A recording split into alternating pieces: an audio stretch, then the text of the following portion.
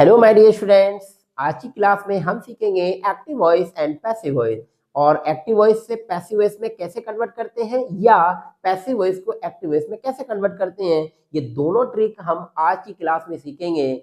ये जो टॉपिक है ना, active voice and passive voice, ये जो टॉपिक है ये सभी बोर्ड एग्जाम्स के लिए वेरी इंपॉर्टेंट है और ये सभी कॉम्पिटिटिव एग्जाम के लिए भी इंपॉर्टेंट है। ठीक है, तो इसको सीखना बहुत जरूरी है। चलिए सीखते हैं कि active voice and passive voice. ठीक है, active voice and passive voice कहाँ कहाँ यूज होता है और ये हमारी लाइफ के लिए भी कितना इंपॉर्टेंट है। आइए आज हम इसको एक छोटी सी बात से समझते हैं, और एक छोटी सी बात मैं आपको बताऊंगा मिस्टर एक्स और डॉक्टर गुप्ता की। इसी बात से ही सारी समरी समझ में आ जाएगी कि active voice and passive voice क्या होता है। एक मिस्टर एक्स है और इनके फैमिली डॉक्टर हैं डॉक्टर गुप्ता। अब मिस्टर एक्स जो है वो अपना हेल्थ चेकअप कराने के लिए जा रहे हैं डॉक्टर गुप्ता के पास, लेकिन ये जैसे ही डॉक्टर गुप्ता के क्लिनिक पर पहुंचे तो इन्हें पता चला कि आज डॉक्टर गुप्ता कहीं बाहर है काम से। ठीक है, इमरजेंसी से बाहर चले गए हैं। तो ये वहां पर कहते हैं, तो ये कहते हैं वहां पर कि डॉक्टर गुप्ता ही मेरा हेल्थ चेकअप करेंगे, यानी मैं हेल्थ चेकअप जो करवाऊंगा केवल डॉक्टर गुप्ता से ही करवाऊंगा। अगर आज नहीं है कोई बात नहीं, कल करा लूंगा आकर, मुझे कोई इमरजेंसी नहीं है। तो इस स्थिति में ये केवल किसको इंपॉर्टेंस दे रहे हैं? ये दे रहे हैं डॉक्टर गुप्ता। तो इन्होंने वहां पर जाकर ये सेंटेंस बोला कि डॉक्टर गुप्ता मेरा चेकअप करेंगे। ठीक है, तो ये जो सेंटेंस इन्होंने बोला, इस सेंटेंस में क्या इंपॉर्टेंट है इनके लिए, यानी डॉक्टर गुप्ता। इस सेंटेंस में डॉक्टर गुप्ता कौन है? इस सेंटेंस में डॉक्टर गुप्ता है सब्जेक्ट। तो ऐसी कंडीशन में कौन ज्यादा इंपॉर्टेंट हुआ मिस्टर एक्स के लिए? यानी डॉक्टर गुप्ता, यानी सब्जेक्ट इंपॉर्टेंट हुआ। तो जब कभी भी ऐसी स्थिति आपके सामने आए कि जब सब्जेक्ट ज्यादा इंपॉर्टेंट हो तो आप याद रखना वह सेंटेंस एक्टिव वॉइस का होता है। ठीक है, तो जब काम के करने वाला ज्यादा इंपॉर्टेंट होगा ना तो उस कंडीशन में आप क्या कहोगे? उस कंडीशन को कहोगे आप कि ये जो कंडीशन है वो एक्टिव वॉइस की है। तो ऐसे सेंटेंसों को एक्टिव वॉइस बोलना भी और उस सेंटेंस को एक्टिव वॉइस में लिखना भी। ठीक है, अब नेक्स्ट, अब एक स्थिति और बनती है, एक कंडीशन और बन गई एक दिन मिस्टर एक्स के साथ।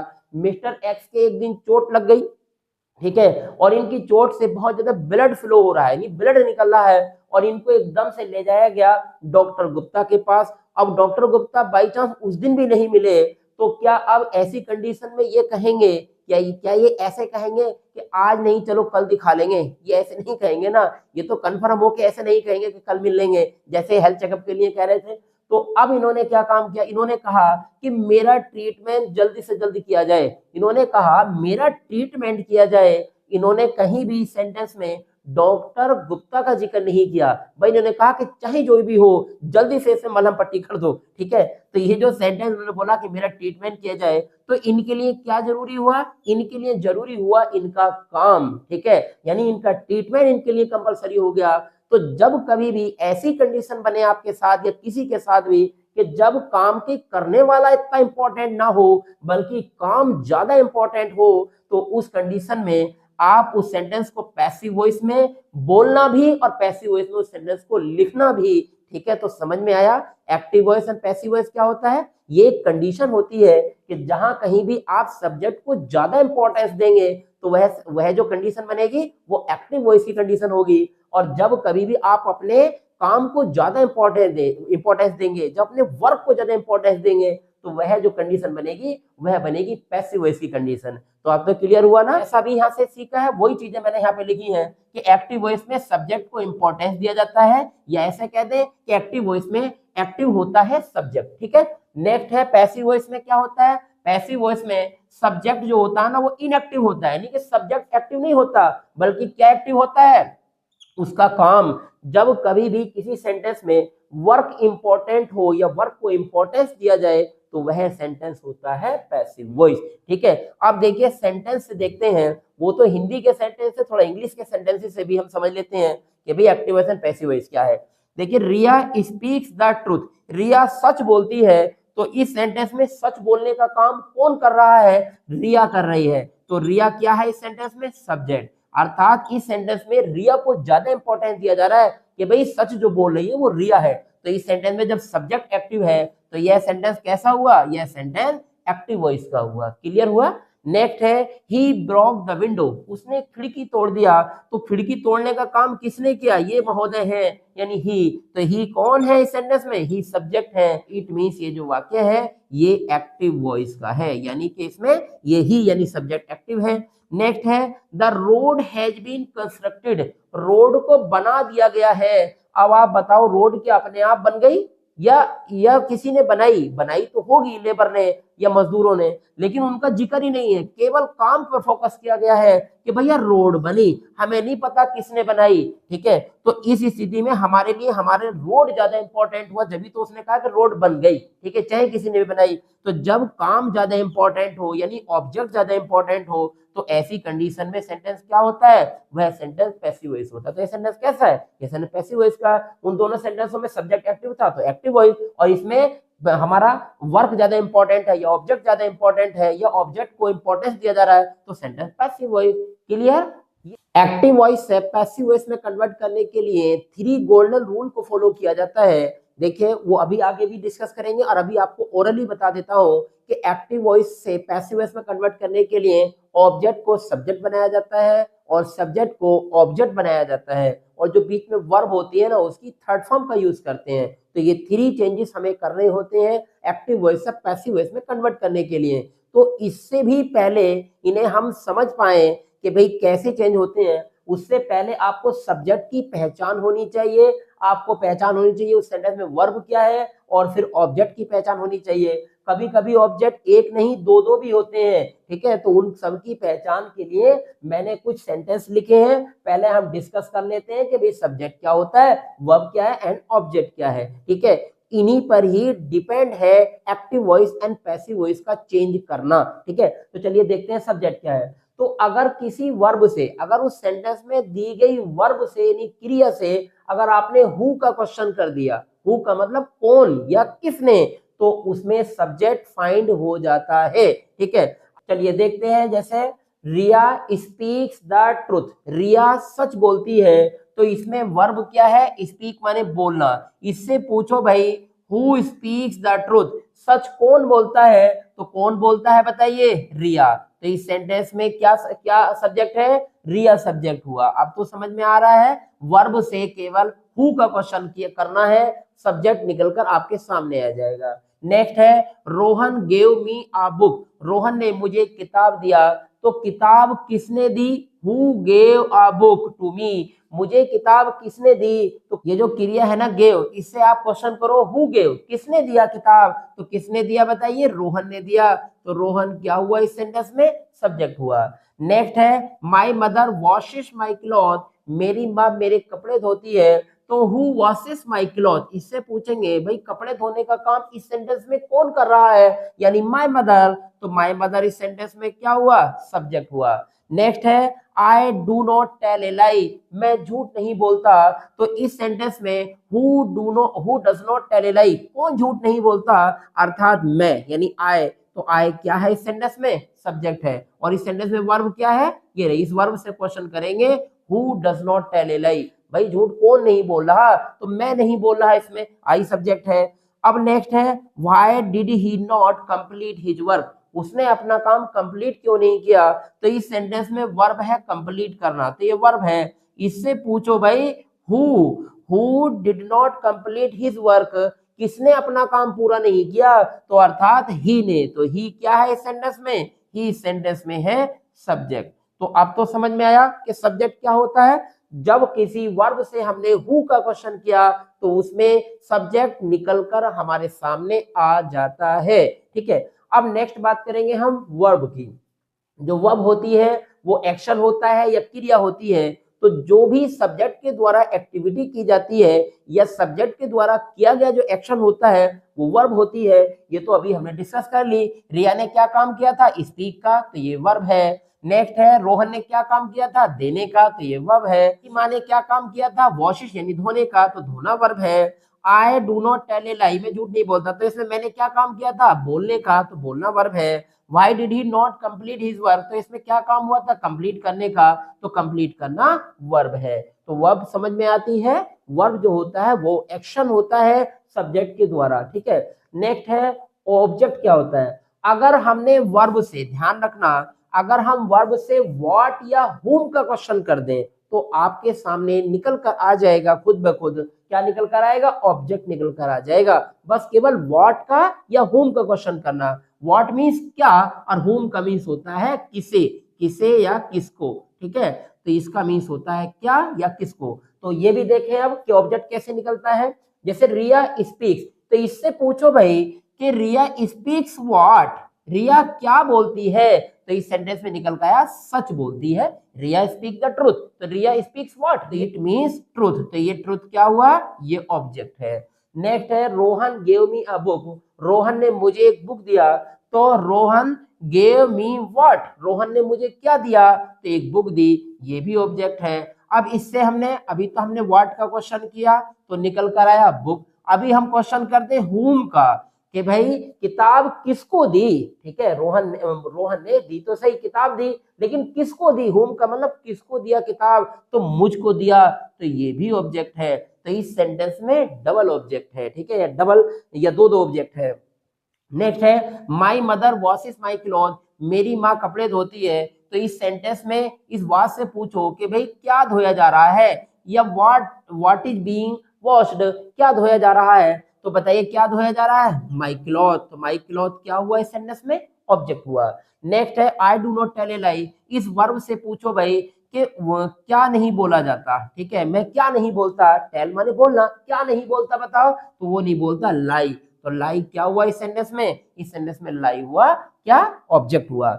नेक्स्ट है why did he not complete his work, उसने अपना काम क्यों नहीं किया, तो इस क्रिया से पूछो भाई क्या नहीं करा उसने, तो क्या नहीं करा उसने, अपना काम नहीं किया, तो अपना काम क्या है, यहाँ ऑब्जेक्ट है, ठीक है। नहीं, हिज वर्क जो वर्ड है दोनों ये ऑब्जेक्ट की कैटेगरी में आएंगे। आई थिंक अब आपको क्लियर हुआ होगा कि जो सब्जेक्ट होता है वो कैसे फाइंड आउट होता है। वो वर्ब से हु का क्वेश्चन कर देंगे तो सब्जेक्ट फाइंड आउट हो जाएगा उस सेंटेंस में। अगर उसमें वर्ब हमें फाइंड करनी है तो सब्जेक्ट के द्वारा किया गया एक्टिविटी देखना है कि क्या एक्टिविटी सब्जेक्ट ने की है या क्या एक्शन किया है, तो जो एक्शन वर्ड्स होते हैं वही वर्ब होते हैं। अगर हमें ऑब्जेक्ट का पता करना हो तो हम वर्ब से व्हाट या हुम का क्वेश्चन करेंगे, तो इन दोनों कंडीशन में ऑब्जेक्ट फाइंड आउट हो जाता है, ठीक है, जैसे कि अभी हमने यहाँ पर प्रैक्टिस की।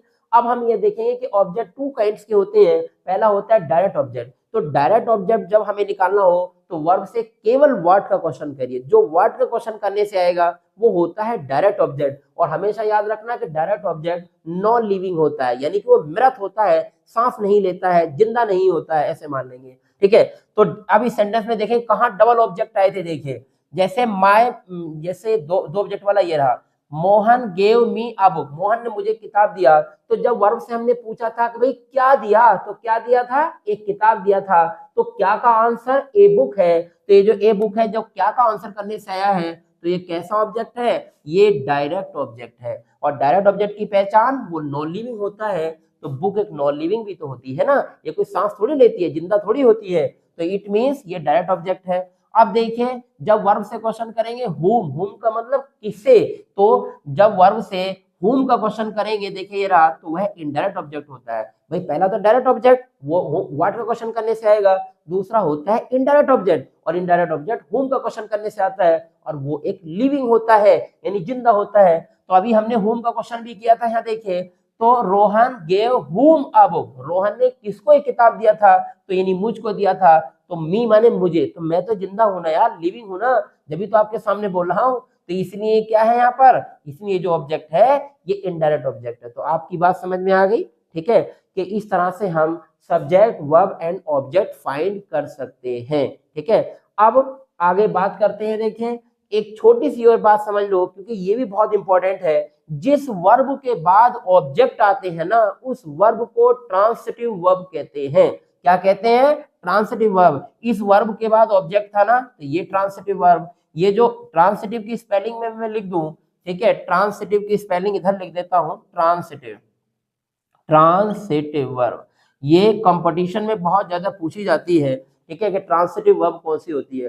तो जिस वर्ब के बाद ऑब्जेक्ट होता है वो ट्रांसिटिव वर्ब होती है। तो इन सब के बाद ऑब्जेक्ट आया था ना, तो ये सारी वर्ब कैसी हैं, ये सारी वर्ब ट्रांसिटिव वर्ब हैं। एक्टिव वॉइस से पैसिव वॉइस में कन्वर्ट करने के लिए 3 गोल्डन रूल जो अभी हम डिस्कस कर रहे थे वो ये है, देखिए ध्यान से, कि पहला जो रूल है वो ये है कि ऑब्जेक्ट को सब्जेक्ट आपको बनाना होगा, ठीक है, कि जो पीछे ऑब्जेक्ट होता है वर्ब के बाद उसे आपको सब्जेक्ट बनाना है। अभी बनाएंगे, देखिए एग्जाम्पल मैंने लिखा है, आप रूल समझ लें। दूसरा रूल आपको याद रखना है कि वर्ब को आपको थर्ड फॉर्म में कन्वर्ट करना है, लेकिन उसके साथ हेल्पिंग वर्ब का जरूर यूज करना है। अब कौन सी हेल्पिंग वर्ब आएगी, वो चेंज होती रहेगी बार बार हेल्पिंग वर्ब, बस आपको यही प्रैक्टिस करनी है कि हेल्पिंग वर्ब कौन सी बार बार चेंज होगी। अभी करवाएंगे चेंज, कंफ्यूज मत होइएगा। जो थर्ड रूल है वो ये है कि सब्जेक्ट को ऑब्जेक्ट बनाना है, सब्जेक्ट को ऑब्जेक्ट बनाना है, लेकिन प्रेपोजिशन के साथ हमें रखना है, ठीक है, प्रेपोजिशन के साथ हमें यूज करना है। तो अब देखेंगे जैसे ये सी बोट आ कार, उसने एक कार खरीदी थी, तो इस सेंटेंस में आप तो जान गए होंगे सी क्या है, बताइए। सी है यहाँ पर ये सब्जेक्ट, ठीक है। नेक्स्ट है बोट मीन्स होता है खरीदना, तो ये क्या है यहाँ पर, ये है वर्ब। उसके बाद इससे पूछो क्या खरीदा भाई, तो क्या खरीदा बताइए, यहाँ पर खरीदा गया है कार, तो ये ऑब्जेक्ट हुआ। अब हमें क्या करना है, ये तो सेंटेंस कौन से वॉइस का हुआ ये तो आपको पता होगा, ये वॉइस है एक्टिव वॉइस, ओके, क्योंकि इसमें सी यानी सब्जेक्ट एक्टिव है। अब हमें जो पैसिव वॉइस बनाना है तो उसका रूल ये होता है, देखिए आपको भी बताया है कि ऑब्जेक्ट को आपको सब्जेक्ट के प्लेस पर लेकर आना है, यानी आकार जो है उसको आप सीधा इधर ले आइए, ठीक है, आकार। उसके बाद हमें क्या रखना है, वर्ब को थर्ड फॉर्म बनाइए, तो बॉट की थर्ड फॉर्म भी बॉट ही होती है, लेकिन ये बॉट सेकंड फॉर्म है। इससे पहले हमें जो सुटेबल हेल्पिंग वर्ब यूज करेंगे वो वॉच का यूज करेंगे। मैंने बताया था ना कि वर्ब को थर्ड फॉर्म में बनाएंगे लेकिन हेल्पिंग वर्ब के साथ, तो वॉच बॉट आएगा यहाँ पर, तो आकार वॉच बॉट। उसके बाद जब सी को इधर लेके जाएंगे तो यहाँ सी सब्जेक्ट है, इसको ऑब्जेक्ट में बनाना है, तो सी का ऑब्जेक्ट क्या होता है, हर होता है, और इससे पहले सुटेबल प्रेपोजिशन का यूज करेंगे बाय, तो सी का क्या हुआ, बाय हर। अब देखें इसका सेंस देखें, क्योंकि आपको सेंस में भी नजर रखनी है कि एक्टिव वॉइस से पैसिव वॉइस में कन्वर्ट करते हुए सेंस कहीं चेंज ना हो जाए, ठीक है, ये भी आपको ध्यान रखना है। तो सी बोट अ कार, उसने एक कार खरीदी थी। अब ये सेंटेंस जो पैसिव वॉइस बनाया हमने उसका सेंस ये है कि a car was bought by her, एक कार उसके द्वारा खरीदी गई थी, तो इसका मतलब क्या हुआ, यह सेंटेंस पैसिव वॉइस हो गया। अब जरा ध्यान दें, इस सेंटेंस में यहाँ पर सी पर फोकस था, यानी सब्जेक्ट पर फोकस था, इसलिए एक्टिव था। अब यहाँ फोकस हो गया आकार यानी ऑब्जेक्ट पर, यहाँ पर जो फोकस हुआ वो ऑब्जेक्ट पर फोकस है, इसलिए ये सेंटेंस कैसा है, यह सेंटेंस पैसिव वॉइस है। अब इसमें कहोगे क्या, इसमें सब्जेक्ट इनएक्टिव कैसे हो जाता है, इनएक्टिव ऐसे हो जाता है कि सब्जेक्ट को बाद में ले जाते हैं हम, ठीक है, ऑब्जेक्ट के प्लेस पर, तो वो इनएक्टिव माना जाता है। तो समझ में बात आ गई कि एक्टिव वॉइस से पैसिव वॉइस बनाते समय ये 3 रूल को हम फॉलो करते हैं कि ऑब्जेक्ट को सब्जेक्ट बनाएंगे और सब्जेक्ट को ऑब्जेक्ट बनाएंगे और वर्ब की थर्ड फॉर्म का यूज करेंगे, ठीक है। और इसमें एक चीज का और ध्यान रखना है कि इनका सेंस भी चेंज नहीं होना चाहिए, कि जो सेंस एक्टिव वॉइस का है वही सेंस पैसिव वॉइस का रहेगा, ठीक है।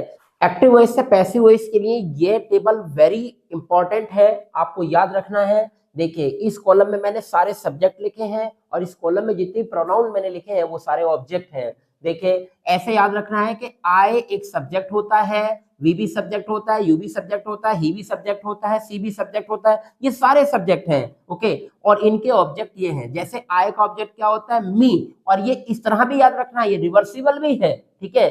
तो जैसे केमिस्ट्री में होता है ना रिवर्सिबल, उसी तरह से ये भी है कि मी का सब्जेक्ट क्या होगा, आई, ओके, और आई का ऑब्जेक्ट क्या होगा, मी। दोनों तरफ से याद रखना, ऐसे भी चलेगा और ऐसे भी, रिवर्सिबल भी है दोनों ये। नेक्स्ट है वी का ऑब्जेक्ट क्या है, अस, और अस का सब्जेक्ट क्या है, वी। यू का सब्जेक्ट क्या है, यू, और यू का ऑब्जेक्ट और सब्जेक्ट दोनों एक ही होता है। नेक्स्ट है ही का ऑब्जेक्ट क्या होता है, हिम, और हिम का सब्जेक्ट क्या होता है, ही। सी का ऑब्जेक्ट हर, और हर का सब्जेक्ट होता है सी।